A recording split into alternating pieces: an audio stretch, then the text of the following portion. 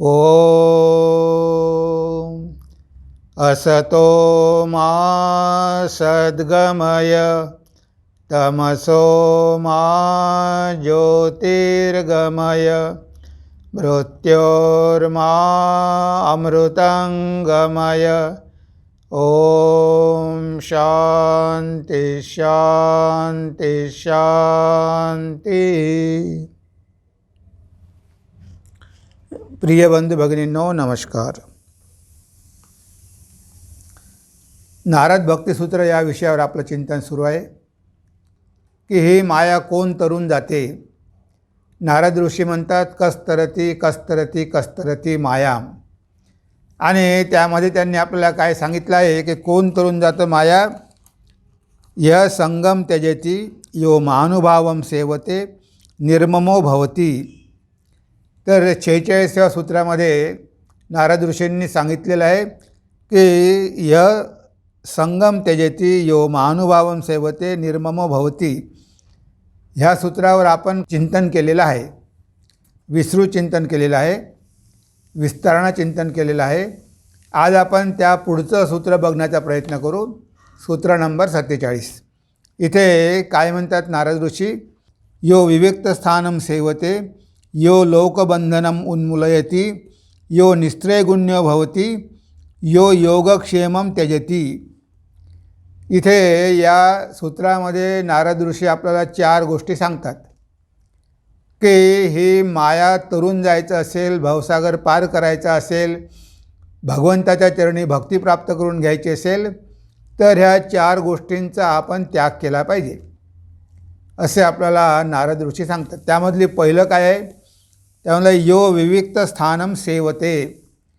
पहिली गोष्ट आहे की यो विविक्त स्थानम सेवते, म्हणजे एकांतवास जो मनुष्य करतो। आता इथे एकांतवास का सांगितलेला आहे, एकांतवास आपण का केला पाहिजे, एकांतवासाचा आणि माया तरून जाण्याचा काय संबंध आहे, असा प्रश्न आपल्या मनामध्ये येऊ शकतो। त्या बघा, आपण या संसारामध्ये राहतो, रात्रंदिवस आपण या संसारामध्ये राहतो, तेव्हा आपण नेहमीच कशा ना कशामध्ये गुंतलेलो असतो। कारण आपल्या दैनंदिन व्यवहारामध्ये आपल्याला बऱ्याच लोकांशी भेटीगाठी घ्याव्या लागतात। त्यानंतर जरी समजा आपण घरी एकटं असलो तरीसुद्धा आपल्याला एकांत मिळत नाही। कधी आपण टेलिव्हिजन बघतो, तर कधी आपण कादंबऱ्या वाचतो, तर कधी न्यूजपेपर वाचतो। म्हणजे नुसतं एकांतवासाच राहूनही उपयोग नाही, कारण तिथेसुद्धा आपण काही ना काही करतच असतो। म्हणजे आपल्याला खऱ्या अर्थानं एकांतवास मिळतच नाही। तेव्हा साधकासाठी एकांतवास फार आवश्यक आहे।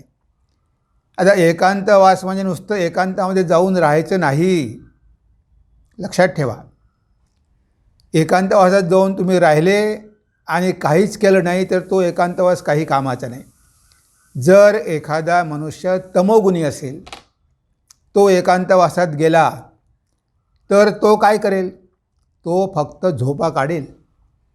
कारण तिथे त्याला बघायला कोणीच नाही, तो रात्रंदिवस झोपेल। आता घरीच हा मनुष्य 12 घंटे झोपतो, आता एकांतामध्ये गेल्यावर हा किती घंटे झोपेल, म्हणजे भगवंताचं चिंतन करेल का।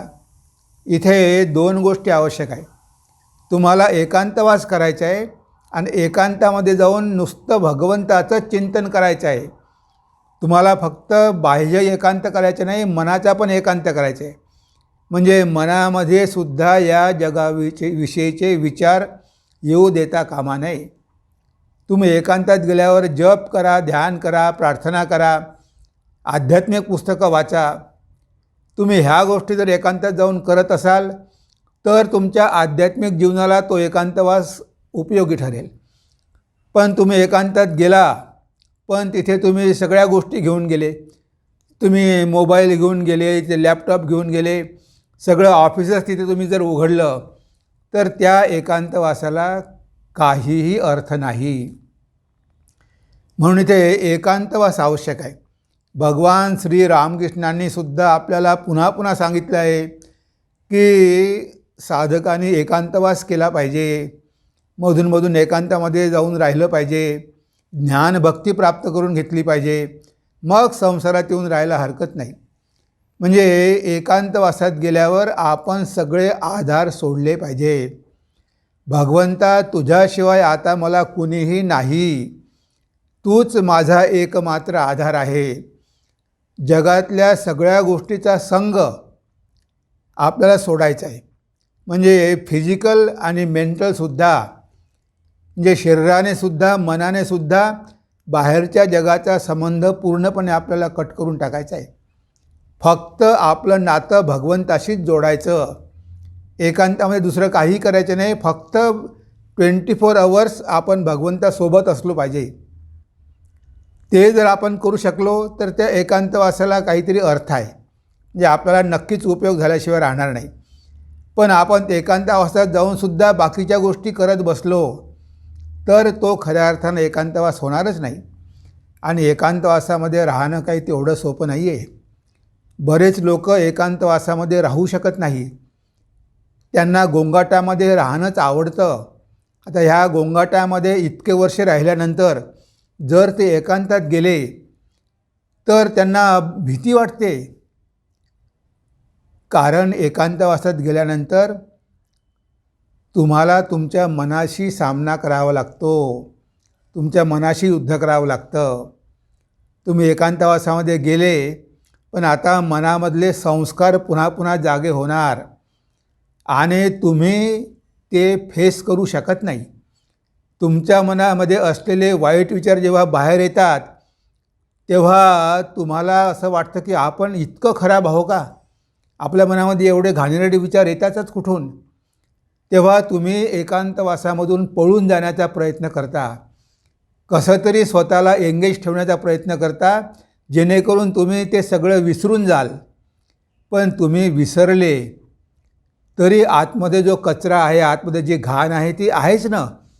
त्या घाणेवरती तुम्ही फुलं टाकून दिले वरून तरी उपयोग काय आहे? तुम्हाला एक दिवस ना एक दिवस सामना करावाच लागेल. तुम्हाला कधीतरी ती घाण बाहेर काढावीच लागेल. आणि एकांतवासामध्ये गेल्यानंतर ती घाण अजूनच बाहेर पडते आणि तुम्ही तिचा सामना करू शकत नाही, म्हणून तुम्ही घाबरता. म्हणजे स्वतःच्या मनाशी युद्ध करणं तुम्हाला आवडत नाही, कारण तेव्हा तुमचं खरं स्वरूप तुम्हाला कळतं. पण हीच खरी परीक्षा आहे. अशा वेळेस आपण आत्मपरीक्षण केलं पाहिजे, आत्मनिरीक्षण केलं पाहिजे की अरे माझ्यामध्ये काय काय वाईट आहे. आता एकांतामध्ये त्या सगळ्या वाईट गोष्टी जेव्हा वर येतात तेव्हा कमीत कमी तुम्हाला माहिती तरी होतं की आपल्या आतमध्ये हे एवढं सगळं पडलेलं होतं. आत्तापर्यंत आपल्याला माहीत नव्हतं, कारण आपण व्यस्त होतो, आपण सगळ्या बाकीच्या गोष्टी करत होतो. पण आता जेव्हा एकांतामध्ये आपण भगवंताचं स्मरण करण्याचा प्रयत्न करतो तेव्हा हे मनामधले विकार अजूनच वाढतात, अजूनच वर येतात. तेव्हा आपल्याला आपलं खरं खरं मन कळतं की अरे आपल्या मनामध्ये एवढी घाण पडलेली होती. म्हणजे आपण आत्मपरीक्षण करतो आणि आत्मपरीक्षण केल्यामुळे आपल्याला आपल्याविषयी माहिती होते. आत्तापर्यंत आपण स्वतःला खूप चांगलं समजायचो, पण आता आपल्याला कळते की आपण म्हणतो तेवढं आपण चांगलं नाही. एकदा माहिती झालं की मग तुम्ही ते काढून टाकण्यासाठी प्रयत्न करू शकता. पण जर तुम्हाला कधी शेवटपर्यंत माहितीच पडलं नाही तुमच्या आतमध्ये काय आहे, तर तुम्ही ते बाहेर घालवण्यासाठी प्रयत्नच करणार नाही. म्हणजे तुम्ही तसेच राहणार. तुमच्या मनामधले ते कुविचार, कुसंस्कार तसेच राहणार, ते तिथेच कुजत राहणार आणि परत ते आपला नाशच करणार आहे. म्हणून एकांतात जाण्याचा हा पण एक फायदा आहे की आपल्याला आत्मनिरीक्षण करायला मिळतं. म्हणून सांगितलं एकांतवास केला पाहिजे. भक्ताने विचारलं किती दिवस केला पाहिजे? ते म्हणलं की सुरुवातीला जास्त करावा लागतो, पण हरकत नाही. गृहस्थाला काही जास्त करता येत नाही. 8 दिवस, 15 दिवस, नाही झालं 15 दिवस, कमीत कमी 3 दिवस, कमीत कमी 1 दिवस तरी. म्हणजे एकांतवास केल्यामुळे काय होते, आपली साधना सखोल होते. म्हणजे बाहेरचं कोणतंही डिस्ट्रॅक्शन राहत नाही, बाहेरचे कोणतेही अडथळे राहत नाही आणि आपण आपल्या अंतर्मनामध्ये प्रवेश करू शकतो. जास्तीत जास्त आपण डूब देऊ शकतो आणि त्यामुळे आपल्याला आपलं मन कळून चुकतं. आपल्या अचेतन मनामध्ये काय काय पडलेलं आहे याबद्दल आपल्याला माहिती मिळते. म्हणून सगळ्या शास्त्रामध्ये या एकांतवासाला खूप महत्त्व दिलेलं आहे. इवन भगवद्गीतेमध्ये भगवान काय म्हणतात बघा, विविक्त सेवी लघ्वाशी यत वाक्काय मानसः ध्यानयोग परो नित्यम वैराग्यम समुपाश्रितः. तर इथे एकांतवास केला पाहिजे म्हणतात की विविक्त सेवी, एकांतवासामध्ये राहायला पाहिजे. त्यानं जेवण कमी केलं पाहिजे कारण त्याचा तमोगुण वाढेल. आणि यत वाक्काय मानस म्हणजे शरीर, मन आणि इंद्रिय यांना जिंकलं पाहिजे. आणि ध्यान योगो परो नित्यम म्हणजे तिथे गेल्यानंतर ध्यानाचा अभ्यास केला पाहिजे. वैराग्यम समुपाश्रित आणि त्याच्यामध्ये वैराग्य पण पाहिजे. बघा, वैराग्य आल्याशिवाय कुणीही एकांतवासात जाऊ शकत नाही. कारण आपली घर सोडून जाण्याची इच्छाच होत नाही. एक दिवससुद्धा आपण बाहेर गेलो तर काय होईल आपल्या घराचं अशी आपल्याला काळजी वाटून राहते. म्हणजे आपण जरी गेलो तरी घरचीच आठवण येते. पुन्हा पुन्हा आपण तोच विचार करतो आणि तिथून जर घरून जर फोन आला तर सगळं संपलं. घरून जर नातवाचा फोन आला, एकांतवास संपला. अरे काय झालं होतं, 1 महिना तू राहणार होता? हो, मी 1 महिना राहणार तर होतो, पण माझा नातू माझ्याशिवाय राहू शकत नाही. आजच त्याचा फोन आला होता की आजोबा किंवा आजी तुम्ही कुठे आहात, आम्हाला गेलंच पाहिजे. लगेच 4 दिवसामध्ये गुंडाळतात सगळं आणि घरी परत जातात. म्हणजे आपली एवढी आसक्ती असते संसारावरची की आपण 4 दिवससुद्धा एकांतामध्ये जाऊ इच्छित नाही किंवा राहू शकत नाही. अशी आज आपली कंडिशन झालेली आहे बघा. मग एवढं जर आपण आसक्त असू तर भगवंतावर आपली भक्ती वाढणार कशी? भगवंताचं चिंतन होणार कसं? भगवंताचं एकाग्र मनानं चिंतन होणार कसं? म्हणून इथे म्हटलं आहे नारद ऋषीने की आपण एकांतात गेलो पाहिजे. यो विविक्त स्थानम सेवते. म्हणून तर आपले ऋषी हिमालयात जायचे, नर्मदा किनारी जायचे, जंगलात जायचे, गुहेत जायचे, तिथे जाऊन एकांतात तपस्या करायचे. कारण ते एकांत प्रिय होते. त्यांना ह्या गोंगाटात राहणं आवडत नव्हतं. इवन आजही असे साधू आहेत की ते कधीच इकडे खाली येत नाही, ते वरच राहतात हिमालयामध्ये. कारण त्यांना हे खालचं वातावरण सहनच होत नाही. एवढा गोंगाट त्यांना सहनच होत नाही आणि आपल्याला एकांतवास सहन होत नाही. आपण जर मायावतीला किंवा हिमालयात गेलो तर तिथे एकदम निर्जन, आवाज नाही, कोणी लोक नाही. अशा ठिकाणी गेल्यानंतर आपण घाबरतो. आपण जातो 1 महिन्यासाठी, पण 8 दिवसामध्ये आपण निघून येतो. कारण तो एकांतच आपल्याला खायला उठतो. तो एवढा एकांत असतो की आपल्याला तो सहनच होत नाही. कारण कधीच आपण एकांतामध्ये राहण्याचा प्रयत्न केला नाही. म्हणून आपण एकांतामध्ये जरी राहू इच्छित असलो तरी जास्त दिवस राहू शकत नाही. पण अभ्यास मात्र केला पाहिजे.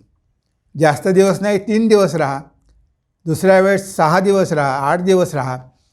आता हिमालयात जाणं शक्य नाही, दुसरीकडे जाणं शक्य नाही, पण रामकृष्ण मठाचे असे कितीतरी केंद्र आहे की जे साधनेसाठी खूप उपयुक्त आहेत. आता मायावती आहे, अल्मोडा आहे, शामलातल आहे, ऋषिकेश आहे, काशी आहे. अशा ठिकाणी तर आपण नक्की जाऊन राहू शकतो. तिथे 8 दिवस तुम्ही राहिलात तरी काहीच हरकत नाही. कारण ते तीर्थस्थान आहे आणि तिथे पण एकांतच आहे, तुम्हाला कोणी डिस्टर्ब करणार नाही. तसंच बघितलं तर आपण घरी राहूनसुद्धा एकांतात राहू शकतो, पण आपल्या मनाची अजून तेवढी तयारी झालेली नाही. जेव्हा मनात माझी ती तयारी होईल तेव्हा आपण जरी गोंधळात राहिलो तरी आपलं मन कशानेही विचलित होणार नाही.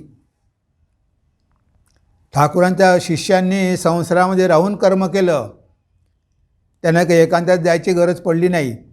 कर्म करत असताना पण त्यांच्या मनामध्ये एकांत होता. ते कधीही भगवंताला विसरले नाही. हा फरक आहे. म्हणून पहिली कंडिशन, यो विविक्तस्थानं सेवते यो लोकबंधम उन्मूलयती. दुसरं सांगितलं आहे की जो ह्या जगाची सगळी बंधनं तोडून फेकतो, धुडकावून लावतो. आता ह्या जगाची कितीतरी बंधनं आहे.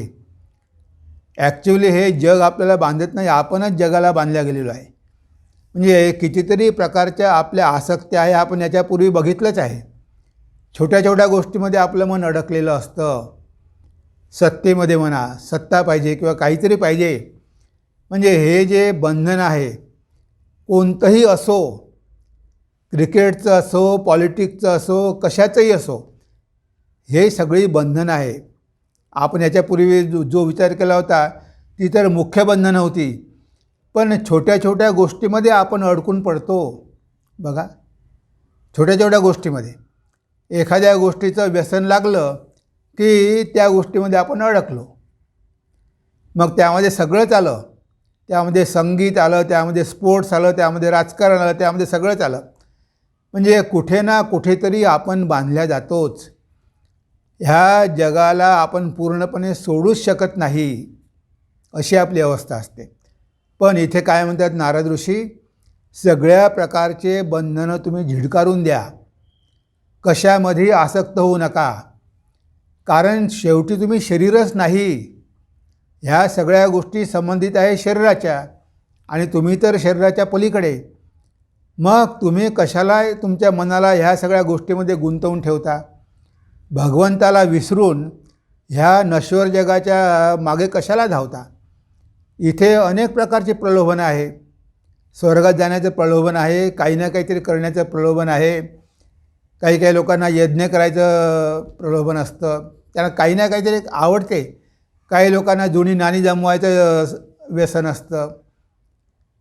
काही लोकांना जुने स्टॅम्प पोस्टाचे ते जमा करण्याचं व्यसन असतं.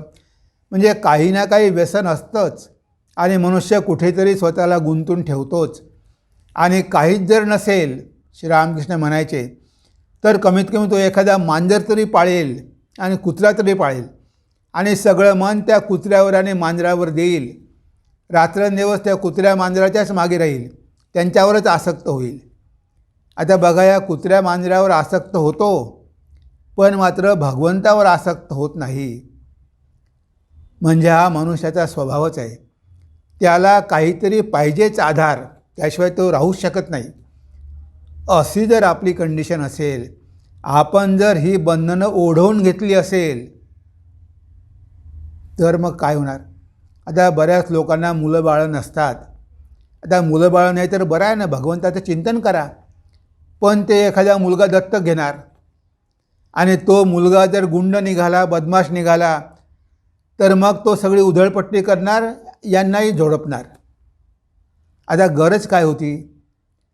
त्या बाहेरच्या मुलाला घेऊन येण्यापेक्षा त्याचे संस्कार कसे आहेत, तो कोणत्या घराण्यातला आहे, काही माहिती नाही. तुम्ही बाहेरून उचलून घेऊन आले, आणि पुढे त्याचे संस्कार जर वाईट असेल, तो गुंडा निघाला, चोर निघाला, तर तुम्हाला किती कष्ट. आता त्या भानगडीत पडण्यापेक्षा, त्या मुलावर प्रेम करण्यापेक्षा भगवंतावर प्रेम करा ना. बाल गोपालाला दत्तक घ्या. जसे गोपालची आई होती, गोपालची आई विधवा झाली, तिनं कृष्णाला आपला मुलगा समजलं आणि त्या गोपालावरच प्रेम केलं, आणि तिला भगवान कृष्णाचं दर्शन झालं. म्हणजे ह्या गोष्टी उपलब्ध आहे.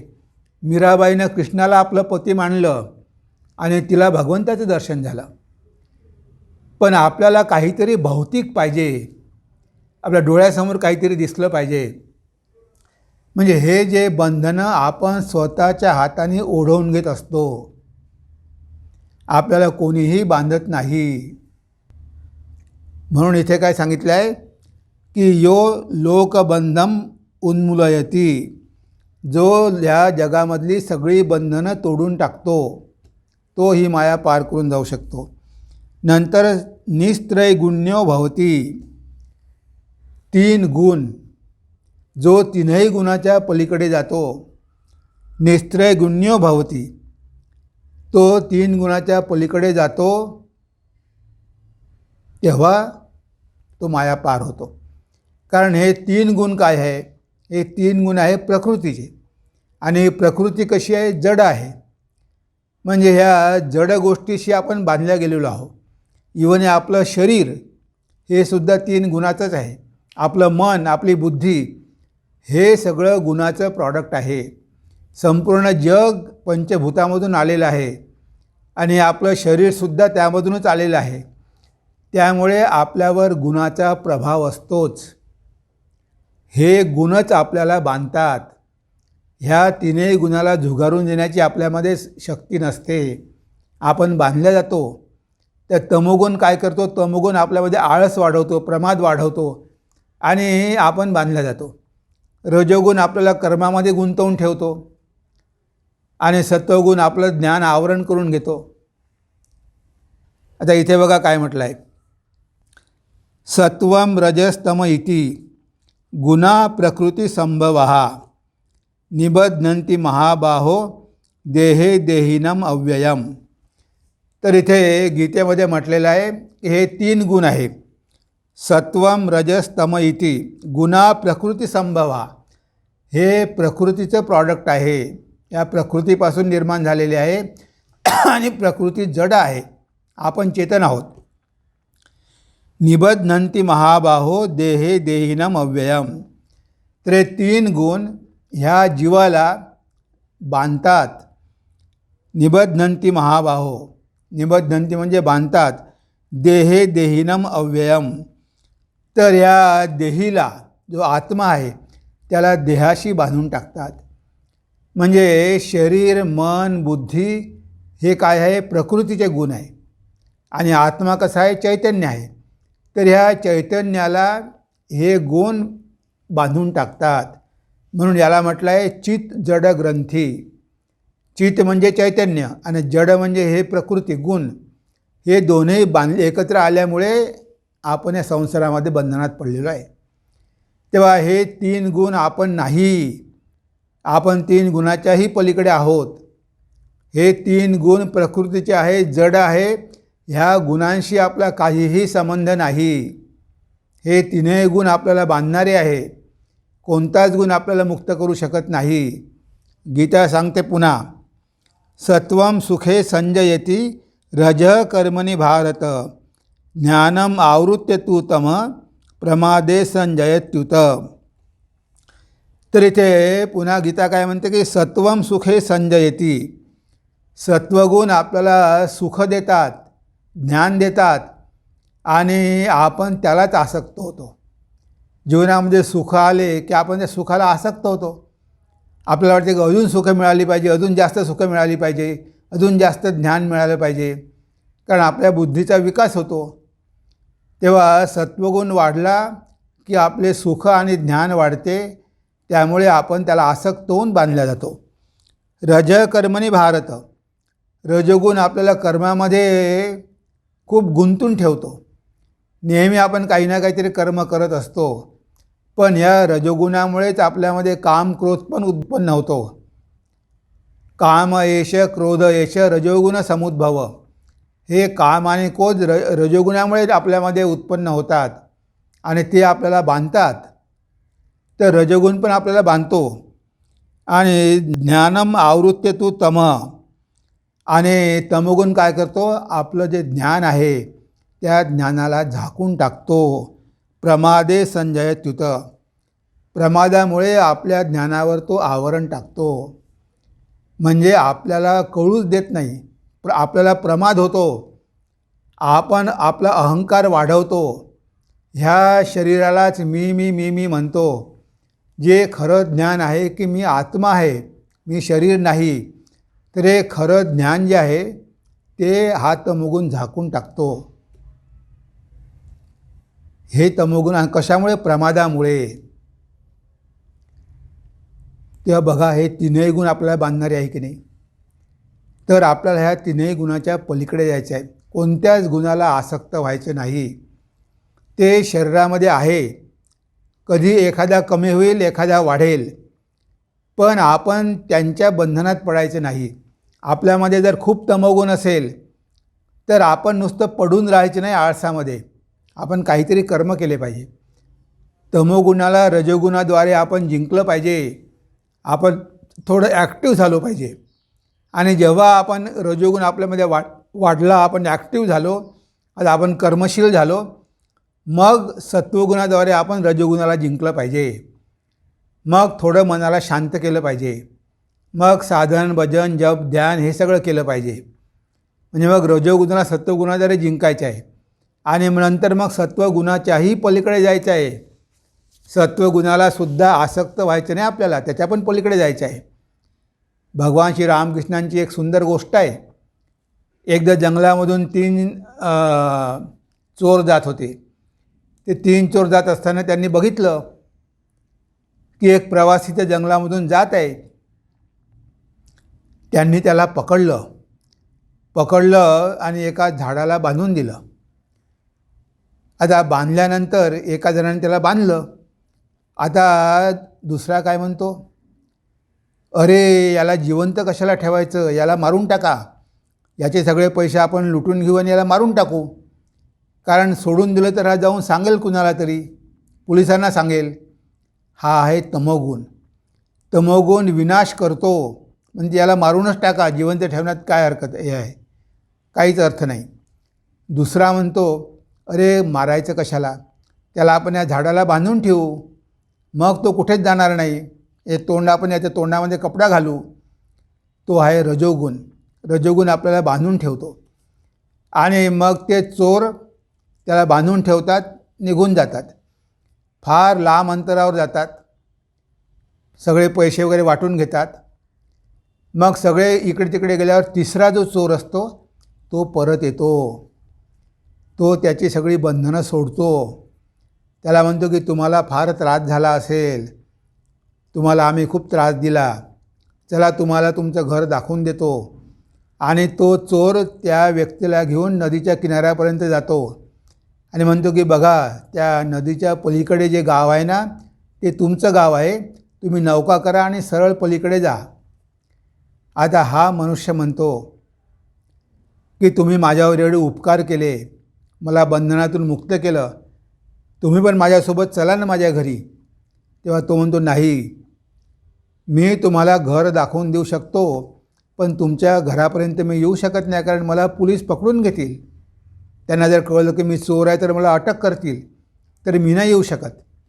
मग श्री रामकृष्ण म्हणायचे की तो जो सत्वगुण आहे तो तुम्हाला दाखवून देतो की बघा, तिथे आता भगवंत आहे, पण भगवंतापर्यंत जायचं असेल तर माझा पण तुम्हाला त्याग करावा लागेल. हे सत्वगुणाचा पण त्याग करावा लागेल. सत्वगुणाला घेऊनही तुम्ही जाऊ शकत नाही तिथपर्यंत. म्हणजे ह्या तीनही गुणाच्या आपल्याला पलीकडे जायचं आहे. ह्या तीनही गुणांचं आपल्यावर वर्चस्व आहे. हे तीनही गुण आपल्याला या संसाराला बांधून ठेवतात. तेव्हा त्रिगुणातीत व्हायचं आहे आपल्याला. ह्या तीनही गुणाच्या अतीत जायचं आहे. म्हणजे काय, आपलं मन जे आहे ना, हे मन 3 गुणांनी बनलेलं आहे. तेव्हा ह्या मनाच्याच पलीकडे जाणं, मनोनाश, जेव्हा आपण मनाच्या पलीकडे जातो, म्हणजे जिथं मनच शिल्लक राहत नाही, हे 3 गुण आपोआपच नष्ट होतात. हे 3 गुण मग राहतच नाही. मग आपल्याला आपलं खरं स्वरूपच दिसते. या 3 गुणांची सगळी बंधनं गळून पडतात. म्हणून आपल्याला मनाच्याही पलीकडे जायचं आहे. हे मन काही आपल्याला भगवंतापर्यंत घेऊन जाऊ शकत नाही. मन पवित्र झालं की मग मन नष्ट होते, आणि मग नष्ट झाले की मग आपल्याला आपल्या ध्येयापर्यंत जाण्याचा मार्ग मोकळा होतो. म्हणून इथे म्हटलं आहे की तुम्ही गुणापासूनही मुक्त झाले पाहिजे. निस्त्रय गुण्यो भवती. आणि त्यानंतर चौथा आहे योगक्षेमम त्यजती. योगक्षेमम त्यजती. तर इथे आपल्याला खरोखर भक्त व्हायचं असेल, जर आपल्याला खरोखर आध्यात्मिक जीवनामध्ये प्रगती करून घ्यायची असेल, तर योग आणि क्षेम याचासुद्धा त्याग करायला पाहिजे. गीतेमध्ये जरी भगवंताने म्हटलेलं आहे, अनन्या चिंतयंतो माम ये जना पर्युपासते तेषाम नित्य अभियुक्तानाम योगक्षेमम वहाम्यहम. आता भगवंताने इथे सांगितलेलं आहे की जो माझं सतत चिंतन करतो त्याच्या योगक्षेमाची जबाबदारी मी घेतो. आता भगवंत जर आपल्या योगक्षेमाची जबाबदारी घेत असेल तर आपल्याला चिंता करायची काय गरज आहे. पण आपण भगवंतावर भार टाकत नाही, कारण आपण भगवंताचं स्मरणसुद्धा करत नाही. भगवंतांनी कंडिशन टाकली आहे, अनन्या चिंतयंतो मां. जे माझं सतत चिंतन करतात त्यांचाच मी भार घेतो, मी काही सगळ्यांचा भार घेत नाही. पण जे संसारी असतात, ह्या संसाराला आसक्त असतात, ते स्वतःच प्रयत्न करतात की मी जास्तीत जास्त पैसे कमावून ठेवले पाहिजे, मी खूप मेहनत केली पाहिजे, खूप कमावले पाहिजे. आणि मग एकदा तुम्ही खूप पैसे कमावले की तुम्हाला काळजी लागते. आता याचं रक्षण करायचं कसं. क्षेम म्हणजे रक्षण करणं, योगक्षेम. योग म्हणजे जे नाही ते प्राप्त करणं, आणि क्षेम म्हणजे जे आता प्राप्त झालं त्याचं रक्षण करणं. आता त्याची चिंता लागली आहे, इथे ठेवू की तिथे ठेवू, की बँकमध्ये ठेवू की लॉकरमध्ये ठेवू की कुणाकडे ठेवू. म्हणजे बघा, आत्तापर्यंत पैसे कमावण्याची चिंता, आता जे कमावले त्याचं रक्षण करण्याची चिंता. म्हणजे सगळं मन तुमचं त्यामध्ये गुंतलं. म्हणून नारद ऋषी काय म्हणतात की तुम्ही तुमच्या योगक्षेमाची काळजी करू नका, तुम्ही सगळं ते भगवंतावर सोडून द्या. तुम्ही प्रयत्न कशाला करता. जर तुम्ही खरोखर भक्त असाल तर भगवंत तुमची व्यवस्था करेल ना. जर तुमचा खरोखर एवढा भगवंतावर विश्वास असेल की भगवंत आपलं सगळं बघून घेईल तर तो करेल ना. तुम्ही कशाला काळजी करता. तेव्हा या योगक्षेम तुम्ही सोडून द्या, मनातून काढून टाका. की कसं होईल, तुम्हाला जे काही मिळते त्यामध्ये संतुष्ट राहा आणि खूप संचय करण्याचा प्रयत्न करू नका. कारण संचय केला तर तो शेवटी चोर घेऊन जातील, कोणतरी घेऊन जातील, उपयोग काय. तुम्ही नुसतं संचय करून ठेवला, चोर खातील.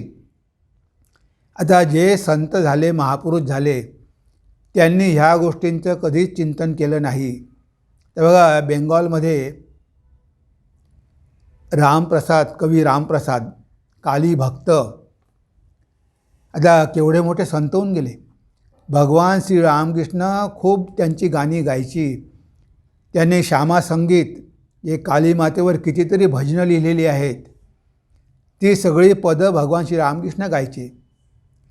त्या घरची कंडिशन त्यांची फार वाईट होती, आर्थिक कंडिशन. तेव्हा त्यांनी कलकत्त्याला नोकरी स्वीकारली. ते खाते लिहायचे, 30 रुपये पगार होता आणि नोकरीवर ते खाते लिहायचे. आता त्या अकाउंट्स बुकमध्ये तिथे कुठे फिगर लिहायला पाहिजे, रामप्रसाद सगळे श्यामा मातेचे गाणे लिहून ठेवायचे. बाकीच्यांनी बघितलं, अरे हा काय करतो, याच्यामध्ये अकाउंटमध्ये तो इथे अकाउंट लिहायला पाहिजे तर तो नुसते कालीचे गाणे लिहून ठेवतो. त्या सगळ्यांनी मालकाकडे तक्रार केली की हा रामप्रसाद बघा काम करत नाही, हे काहीच्या काहीतरी लिहून ठेवतो. तो मालक आला आणि बघितलं, ते गाणे वाचून त्याला खूप प्रेरणा मिळाली.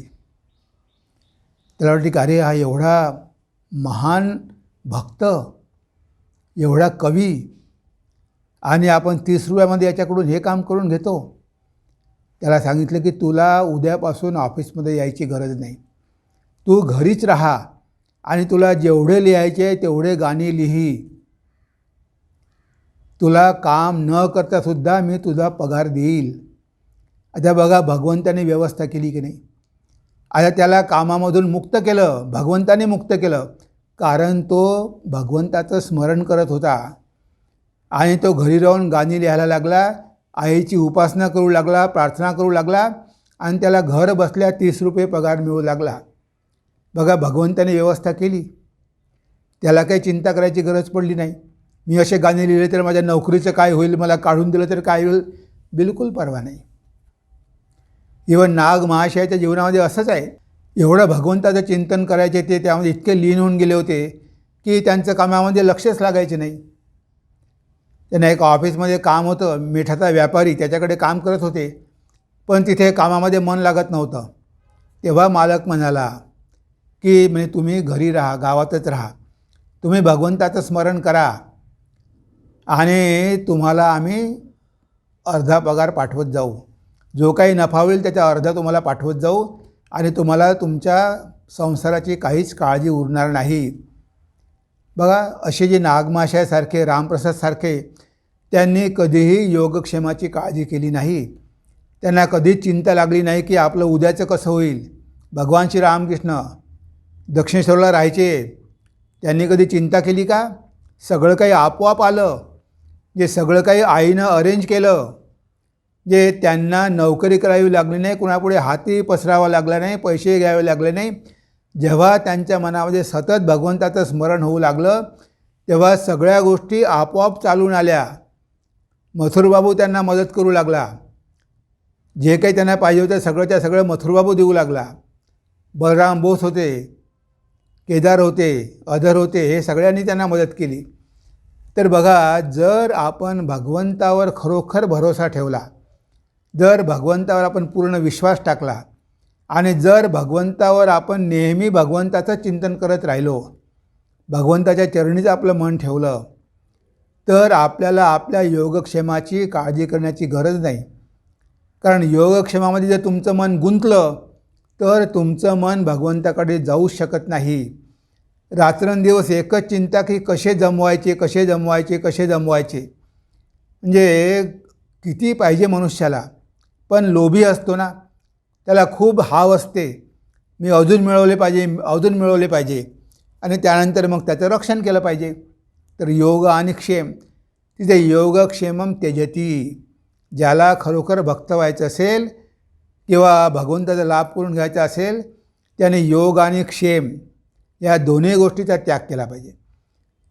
भगवंतावर संपूर्णपणे अवलंबून राहिलं पाहिजे, भगवंतावर संपूर्ण भार टाकला पाहिजे.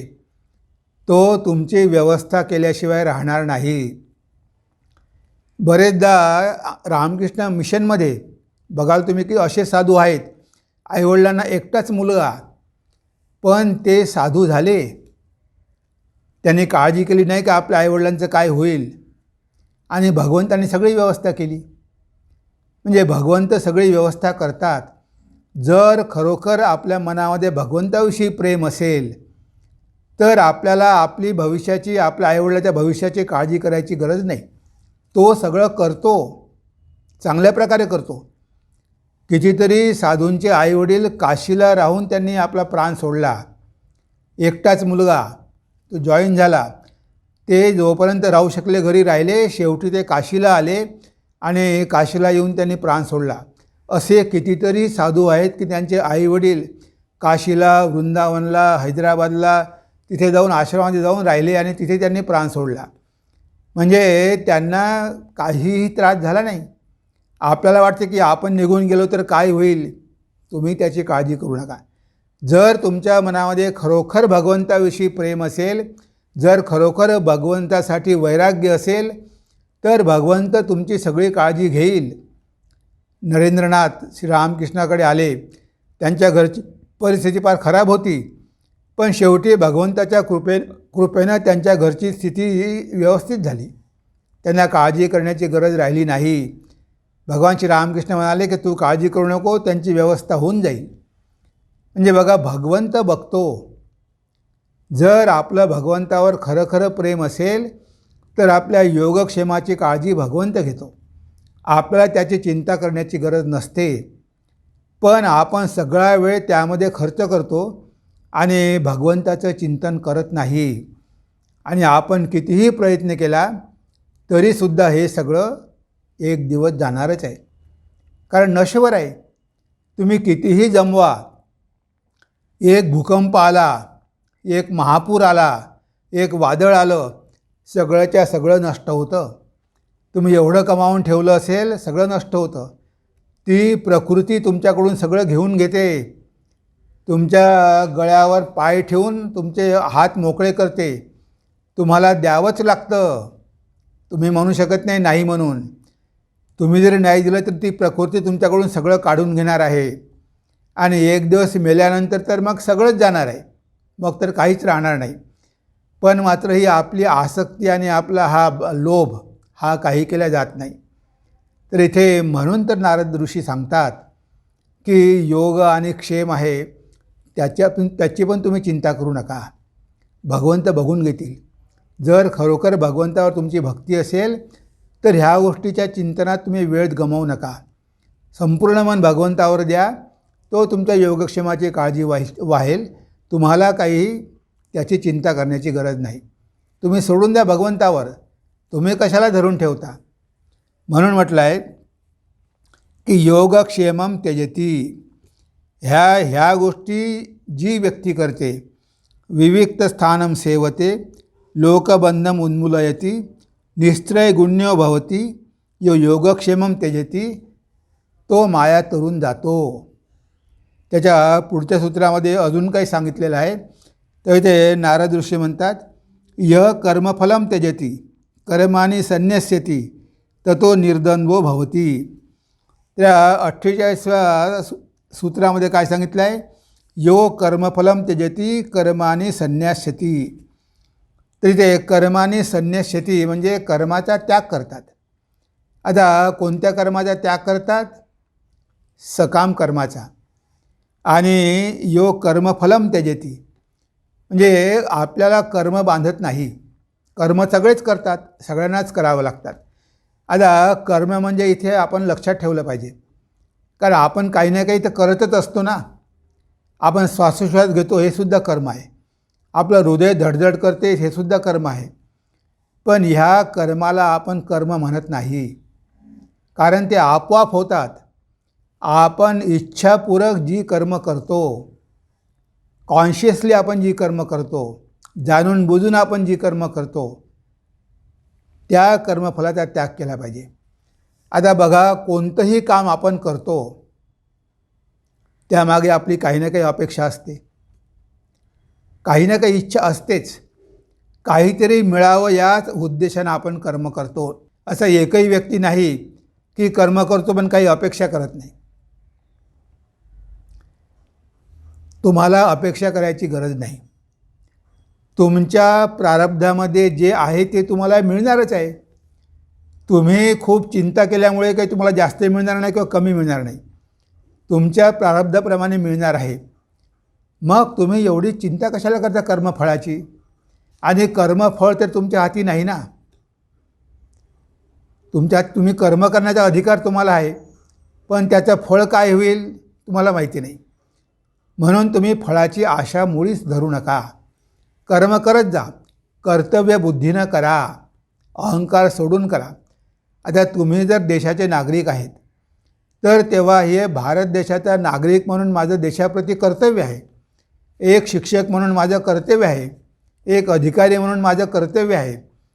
ते कर्तव्य मी चांगल्या प्रकारे पार पाडेल.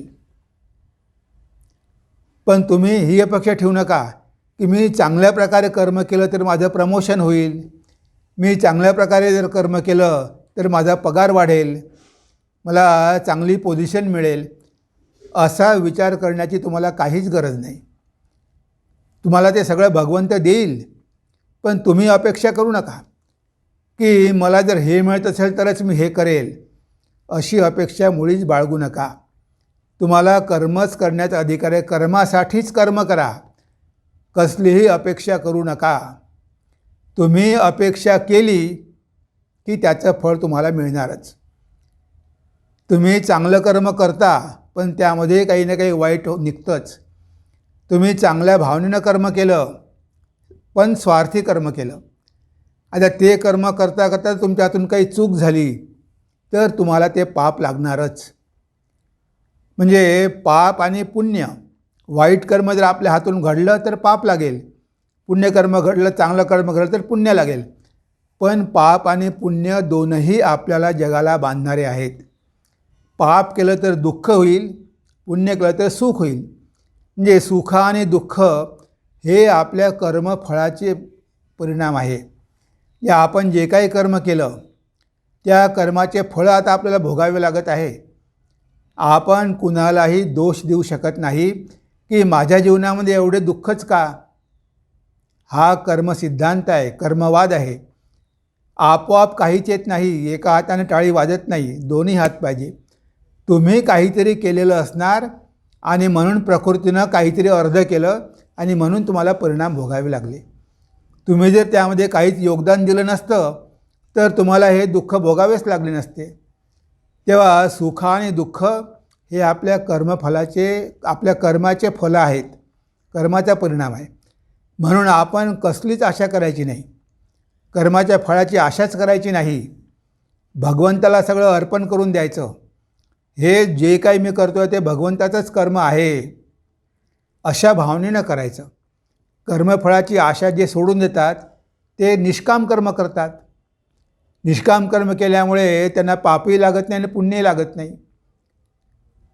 बघा, शंकराचार्यांनी किती कर्म केलं, भगवान बुद्धांनी केवढं काम केलं, विवेकानंदांनी केवढं कर्म केलं, पण त्या कर्माची बंधनं त्यांना लागली नाही. त्या कर्मामुळे काही ते बांधल्या गेले नाही. जरी मनुष्य कर्माने बांधला जातो, पण निष्काम कर्म आहे, जगाच्या कल्याणासाठी कर्म केलेलं आहे. त्यामुळे त्या कर्माचा त्यांच्यावर काही परिणाम होत नाही, उलट चित्तशुद्ध होते. भगवंताच्या आपण जवळ जातो. जर आपण निष्काम कर्म केलं, काही अपेक्षा ठेवली नाही, तर आपली आध्यात्मिक प्रगती होते. पण जे सकाम कर्म आहे त्याचा त्याग करायला आपल्याला इथे सांगितलेलं आहे की यह कर्मफलम त्यजती. म्हणजे कर्मफळाचा त्याग करून तुम्ही कर्म करा. कर्म करा, पण कर्मफळाचा त्याग करून. कर्माने संन्यस्यती, तर इथे कर्माने संन्यस्यती म्हटलं आहे. हे कर्माचा त्याग करा. इथे कोणत्या कर्माचा त्याग करा की जे कर्म अनावश्यक आहे, साधकाला करायची गरज नाही. जो साधक आहे, ज्यानं भगवंताला मन दिलेलं आहे, त्याला पैसे कमावण्यासाठी किंवा ह्या सगळ्या गोष्टी करण्यासाठी कर्म करण्याची गरज नाही. तो भिक्षा मागूनसुद्धा पोट भरू शकतो. तेव्हा जे कर्म तुम्हाला या संसारामध्ये बांधत असेल त्या कर्माचा तुम्ही त्याग करा. बघा, स्वामी निरंजनानंदजी महाराज, निरंजन, त्यानं एका ठिकाणी नोकरी पत्करली. तेव्हा श्री रामकृष्ण खूप नाराज झाले. अरे म्हणे, मी ऐकले की तू नोकरी पत्करली आहे, तू गुलामी स्वीकारली आहे, त्यापेक्षा तू नदीत बुडून मेला असता हे मी ऐकल्यामध्ये मला आनंद झाला असता. पण तू नोकरी करतो आहे हे ऐकून मला दुःख झालं. पण तू तुझ्या आईसाठी नोकरी करतो, तू स्वतःसाठी नोकरी करत नाही, म्हणून त्यामध्ये काही हरकत नाही. कारण त्यांची आई त्यांच्यावर अवलंबून होती. तू आईसाठी कर्म करतो म्हणून मी तुझा चेहरा बघू शकतो.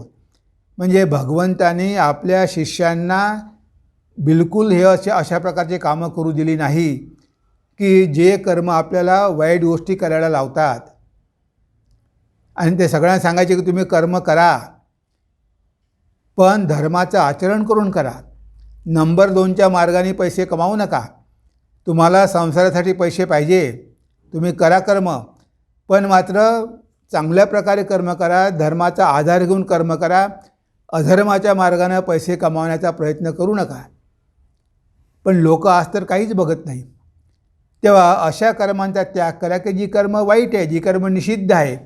शास्त्रामध्ये सांगितलं आहे की हे करू नका, चोरी करू नका, अमुक करू नका. अशा कर्माचा त्याग करा. चांगले कर्म तर करायलाच पाहिजे, त्याकडे आपण चित्तशुद्ध होणार आहे. आणि पोट भरण्यासाठी सुद्धा आपल्याला कर्म करावेच लागणार आहे, पण ते सुद्धा कर्तव्य बुद्धीनं करा. भगवंताचं कर्म आहे असं समजून करा. हे जग भगवंताचंच आहे, तेव्हा मी भगवंताचंच काम करत आहे. मी अहंकारामुळे करत नाही, भगवंतच माझ्याकडून करून घेत आहे. आणि मग ते भगवंताच्या चरणी समर्पित करा. तर तो निर्द्वंद्व भवती. असा व्यक्ती काय होतो? निर्द्वंद्व, जे सगळ्या प्रकारच्या द्वंद्वाच्या पलीकडे जातो. ह्या सगळ्या गोष्टी ज्याने आचरण केल्या आहे तो सगळ्या प्रकारच्या द्वंद्वाच्या पलीकडे जातो. सुखदुःख आहे, रागद्वेष आहे, त्यानंतर नफा तोटा आहे किंवा शीतोष्ण आहे. ह्या सगळ्या परिस्थितीमध्ये तो कधीही विचलित होत नाही. पलीकडे जातो म्हणजे दुःख आलं सुख आलं तरी त्याच्यावर काही परिणाम होत नाही. म्हणजे ह्या सगळ्या बंधनातून तो मुक्त होतो. त्याच्या मनामध्ये कोणाविषयी आसक्ती नसते आणि कोणाचा द्वेषही नसतो. त्याला सगळे समान असतात. तेव्हा अशा प्रकारच्या व्यक्तीला आपण स्थितप्रज्ञ म्हणतो की ते सुख येवो की दुःख येवो, लाभ हो की हानी हो, कशामुळे विचलित होत नाही. त्याला स्थितप्रज्ञ म्हटलं आहे. ते आता द्वंद्वातीत झाली आहे. सगळ्या प्रकारच्या द्वंद्वाच्या पलीकडे गेलेले आहेत. तर इथे आपण बघितलं आहे की भगवंताचं जग आहे असं समजून कर्म करायचे आहे. देवाचा संसार तोच चालवितो, कर्तृत्वाचा अभिमान जीव मिरवितो. हे गाणं आपण शेवटी ऐकूया. कविता कृष्णमूर्तीने गायलेलं आहे. म्हणजे भगवंतच हे जग चालवत आहे, तोच कर्म करत आहे. ह्या सगळ्यांच्या माध्यमातून आम्ही यंत्र तुम्ही यंत्री.